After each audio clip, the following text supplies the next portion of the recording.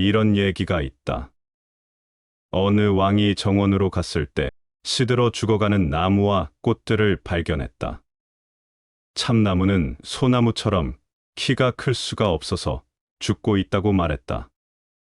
소나무에게 돌아서자 그것은 포도나무처럼 포도를 생산할 수 없어서 시들어 가고 있음을 알았다. 또한 포도나무는 장미꽃처럼 꽃을 피울 수 없어서 죽어가고 있었다. 그때 그는 싱싱하게 피어나고 있는 오랑캐꽃을 발견했다. 그런 싱싱함은 일찍이 본 적이 없었다. 그 이유를 물어본 바 이런 대답을 들었다. 당신이 나를 심었을 때 당연히 오랑캐꽃을 원했다고 생각했어요. 나는 나일 수밖에 없어요. 그래서 나는 내 능력에 최선을 다하려고 노력하고 있답니다. 오랑캐꽃은 붓다가 말한 것을 말하고 있다. 그대가 여기 있음은 존재에게 지금의 그대가 필요한 까닭이다. 그렇지 않았더라면 다른 누군가가 여기에 있었을 것이다. 그런데 소위 성직자들은 줄곧 가르친다. 붓다가 되라, 그리스도가 되라, 크리슈나가 되라. 그저 그대 자신이 되라고는 아무도 말하지 않는다. 왜 그대는 붓다가 되어야만 하는가? 만일 신이 붓다를 원했다면 원하는 만큼 많은 붓다를 만들어냈을 것이다. 그는 오직 한 명의 붓다만 창조했다. 그것으로 충분했다. 그 후로는 다른 붓다나 다른 그리스도를 만들지 않았다. 대신에 그대를 창조했다. 우주가 그대에게 준 경이로움을 생각해보라. 그대가 선택됐다. 붓다도 아니고 그리스도도 아니고 그대가 더 필요했을 것이다. 지금은 그대가 더 알맞다. 그들의 역할은 완수되었다. 그들은 그들의 향기를 존재에 기여했다. 지금은 그대가 그대의 향기를 기여해야 한다. 하지만 도덕주의자들이나 성직자들은 줄곧 가르친다. 그들은 장미에게 말한다. 연꽃이 되어야 한다. 그리고 연꽃에겐 말한다. 여기서 뭘 하고 있는가? 그대는 다른 무엇이 되어야 한다. 그들은 온 정원을 미치도록 모든 것이 죽어가도록 몰아간다. 아무도 다른 무엇이 될 수 없기 때문이다. 그것은 불가능하다. 장미는 장미이고 연꽃은 연꽃이다. 만일 연꽃이 장미이고자 한다면 연꽃은 죽을 것이다. 그것은 연꽃의 본질이 아니므로 불가능하다. 그와 같은 일이 인류에게 일어난 것이다. 모든 사람들이 위장하고 있다. 진실성이 상실됐다. 정직함이 상실됐다. 모두가 자신을 딴 사람으로 보여주려고 분투한다. 그대는 오직 그대 자신일 수 있을 뿐이다. 그대는 다른 무엇이 될 수 없다. 이런 까닭에 인류는 너무나 추해 보인다. 아름다움을 상실했다. 아름다움은 언제나 통합에 있기 때문이다. 아름다움이란 통합된 현존의 그림자이다. 그대는 스스로에 맞서 분열되었다. 그대는 장미이면서 연꽃이려고 노력한다. 참나무가 소나무가 되려고 노력한다. 그대는 분열되었다. 그대가 그대 자신과 투쟁하게 되면 이 투쟁은 그대의 기쁨을 파괴한다. 이 투쟁은 그대의 에너지를 소진시키고 있다. 투쟁을 버리고 그냥 살아가라. 바로 이 순간 그것을 버릴 수 있다. 왜 그것을 버릴 수 없는가? 왜 그 성직자들에게 그렇게 영향을 받는가? 틀림없이 그대 안에도 원인이 있을 것이다. 그 원인은 그대는 꼭 이러저러한 것이 되어야 한다는 그들의 생각이 그대의 에고를 거들어 주는 데 있다. 그대는 다만 그대일 뿐이다. 편안하고 살아있는. 그러면 그대는 평범하다. 에고는 특별함에 집착한다. 에고는 항상 특별한 사람이 되려고 노력한다. 특별해지려고 노력하면 절대 있는 그대로를 알 수 없을 것이다. 그대는 특별해지고 특별한 사람이 되는 것에 겁겁한 나머지 살고 사랑하고 보고 이해하며 존재할 수 없을 것이다. 특별해지려고 애쓰지 말아라. 특별해지는 유일한 길은 평범함을 거슬러 가는 것이기 때문이다. 평범한 사람이 사소한 것에 관심을 가지면 그대는 신, 니르바나, 진리 등 거창한 것에 관심을 갖는다. 평범한 사람이 시장에서 산다면 그대는 산으로 간다. 정반대로 하는 것, 그것이 특별해지는 유일한 길이다. 하지만 그것은 진정한 종교가 아니다. 붓다의 종교가 아니며 진리를 안 사람의 종교가 아니다. 이규는 말한다. 사람의 마음을 거슬러 가는 것은 그 무엇도 세상법과 불법의 장애가 될 뿐이다. 위대한 성명이다. 희귀한 성명이다. 오직 진리를 아는 사람만이 그러한 말을 할 수 있다. 성직자나 학자들은 그렇게 말할 수 없다. 오직 진리를 본 사람만이 그렇게 말할 수 있다. 그것이 암시하는 바를 생각해 보라. 세상법은 무엇이고 불법은 무엇인가? 돈은 무엇이고 담만은 무엇인가? 자연스럽고 편안해지는 것이다. 특별한 사람이 되는 것에 연연해 하지 않고 이는 그대로의 그대가 되는 것이다. 다만 핵심을 보라. 무진장한 기쁨이 올라올 것이다. 물론 아무도 그대를 모를 것이다. 그대는 소박하고 자연스럽게 그대 인생을 살 터이므로 누가 장미꽃의 개화를 아는가? 아무도 그것을 역사적으로 주목하지 않을 것이다. 아무도 그대를 주목하지 않을 것이다. 그럴 필요가 없다. 역사는 바보들의 관심사이다. 명성은 바보들의 관심사이다. 참으로 지혜로운 사람은 명예나 이름 따위에 관심이 없다. 그는 그냥 순간을 살 뿐이다. 때로는 유명해지기도 하지만 그것은 별개의 문제다. 붓다는 유명해졌지만 노력하거나 발해서 유명해진 것이 아니다. 그렇게 되면 좋고 안 돼도 좋다. 둘 다 좋다.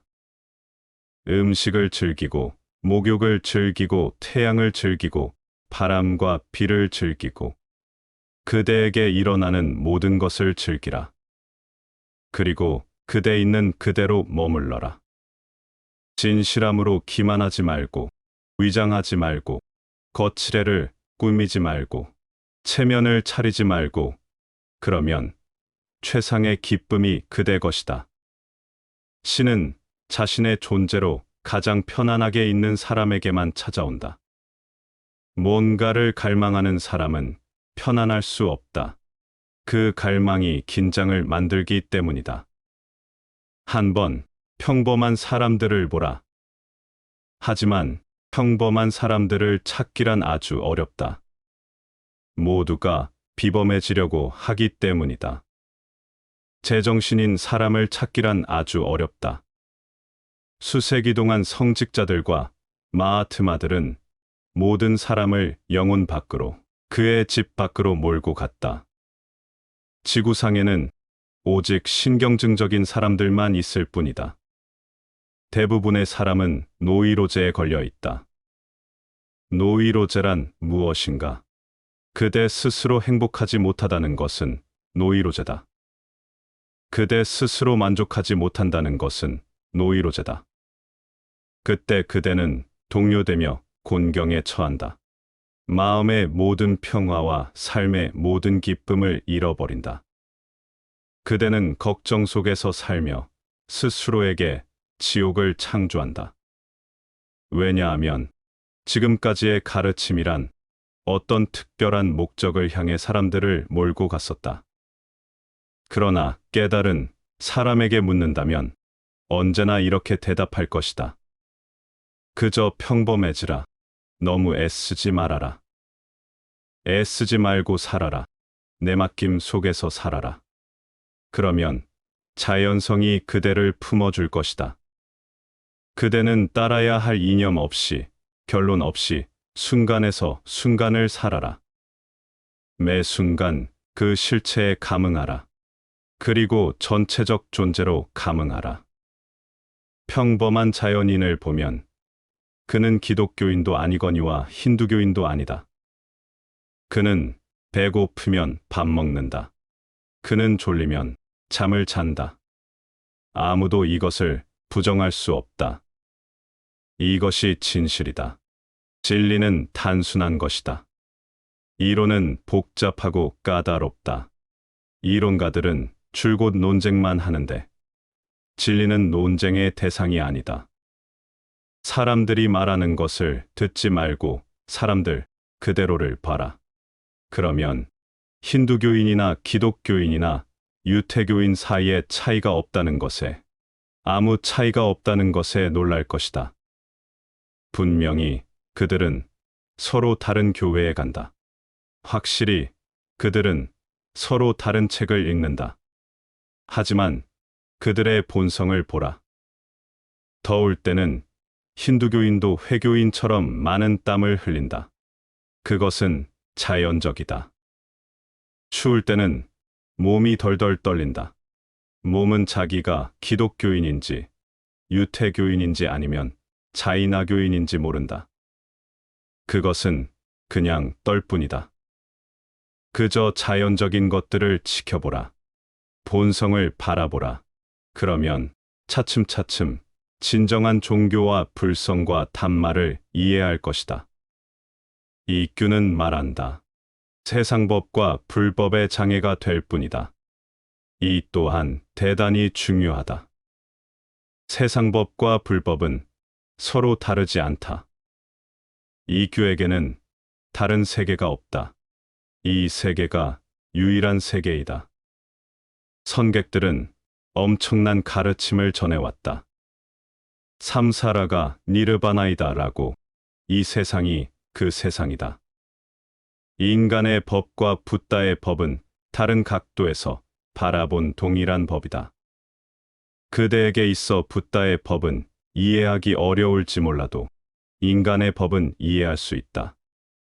그 법을 따르라. 단 며칠이라도 자연스럽게 살아라.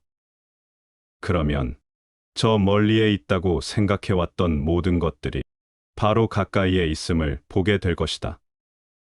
너무나 멀리 있어서 도달하려면 수만 생이 걸릴 거라고 생각해왔던 신을 그대의 호흡 속에서, 그대의 심장의 고동 속에서 발견하고는 놀랄 것이다. 그대가 저 먼 곳에 있었던 것이다. 그대는 바로 곁에 있는 것은 전혀 주목하지 않는다. 자연성이란 여기에 있는 것을 의미한다. 그것과 조율하라. 만일 그대에게 특별해야 한다고 말하는 사람이 있다면 그를 피하라. 그는 그대의 에고에게 어필한다. 그는 그대를 노이로제로 몰고 간다. 인간의 법은 붓다의 법이기 때문이다. 하여 그대 안에 있는 자연성의 책을 읽을 수 있다면 모든 성경과 코란과 베다들을 가진 것이다. 그대의 자연성 외에 다른 것들은 고려할 필요가 없다. 그대의 진정한 스승은 거기에 있다.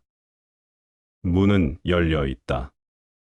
하지만 성직자들과 철학자들은 그대에게 자물쇠에 대한 복잡한 이론과 정확한 짝을 찾는 법에 대해 이야기한다. 그들은 서로 논쟁한다. 모두 자기가 발견한 생각이 정확한 짝이기 때문이다. 아무도 문을 열지 못했다. 그들은 모두 안에 있다. 논쟁하고 서로를 설득하고 서로를 개종시키면서 기독교 선교사들은 스스로를 열지 못한 것은 걱정 안 하고 힌두교인을 기독교인으로 개종시킨다. 힌두교인은 기독교인을 힌두교인으로 개종시키려고 노력한다. 자신이 시간 낭비를 하고 있다고, 자신이 아직도 구속된 사람이라는 생각은 도대체 하지 않는다. 그들의 기쁨이란 무엇인가? 그 기쁨 역시 에고적이다. 내가 얼마나 많은 추종자들을 손에 넣었는가?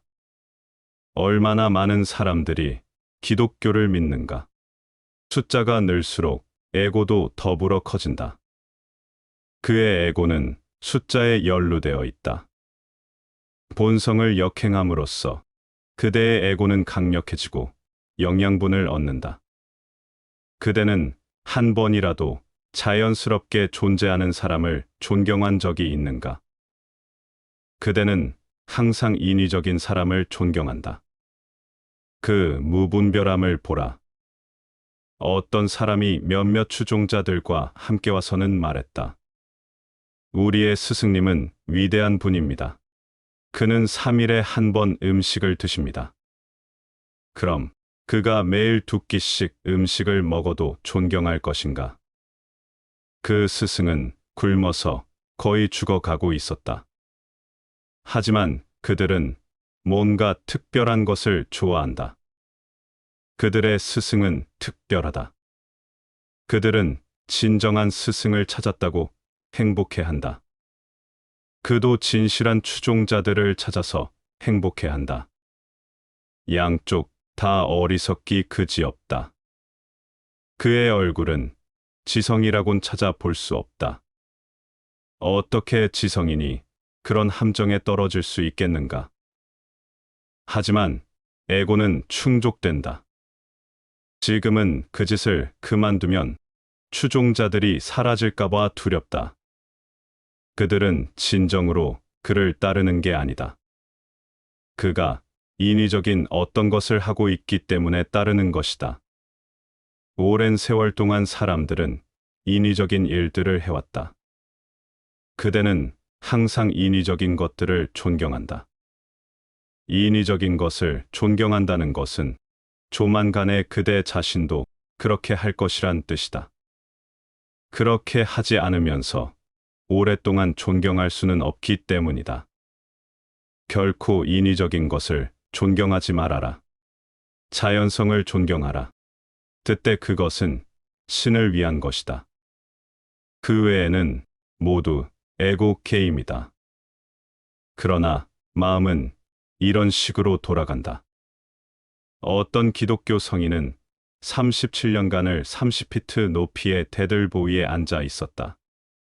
그는 많은 사람으로부터 숭배받았다. 사람들은 단지 그에게 경의를 표하려고 수천 마일의 먼 곳에서 찾아왔다.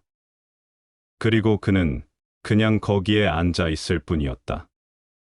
아무튼 어찌어찌 해서 37년을 유지해왔다. 그는 거기서 죽었다. 만일 그가 평범하고 단순한 사람이었다면 누가 어려움을 무릅쓰고 그곳까지 가서 그에게 경의를 표할 것인가? 무엇을 위해서? 마음이란 그토록 사도에 이끌리는 것이다. 기독교인들은 예수가 평범하게 태어났다는 것을 인정할 수 없다. 그는 동정녀에게서 태어나야 한다. 그래야 특별하다. 그것은 자연의 섭리를 거스른 것이다. 그러나 그래야 비범하다. 붓다는 동정녀에게서 태어나지 않았다. 따라서 그는 평범해진다. 그리스도는 특별해졌다. 불교인들도 그들의 붓다를 특별하게 만든 내용이 있다. 붓다는 그의 엄마가 서 있는 다리 사이에서 태어났다. 그리고는 자궁에서 떨어지자마자 불쑥 걸었다. 7걸음을 그는 걸어야 했다. 안 그러면 자연스런 보통 아이일 테니까. 7걸음 걷고 나서 그는 선언했다. 천상천하 유아독존. 자, 이 어리석은 이야기들은 그대의 왜곡된 마음을 위해 발명되어야 했다. 그래야 그대는 흥미를 갖는다. 만일 예수가 갈릴레아 호수를 그냥 배를 타고 건넜다면 그를 존경하지 않을 것이다. 그래서 어쨌다고 그건 누구나가 하는 거야라고 그대는 말할 것이다. 그러나 그는 물 위를 걷는다. 거기에 특별함이 있다. 핵심을 보라. 부자연스러운 것은 그대에게 기적으로 보인다. 이규가 말하고 내가 거듭 강조하는 것은 이 삶과 지상에서 가장 위대한 기적은 자연성 속에서 휴식하는 것이다. 그것은 에고에게 가장 어려운 것이기에 가장 위대한 기적인 것이다. 그대 또한 물 위를 걷고 싶다. 그렇지 않았는가? 지금 내가 물 위를 걷는 법을 가르친다면 잠자던 사람들이 얼른 일어날 것이다.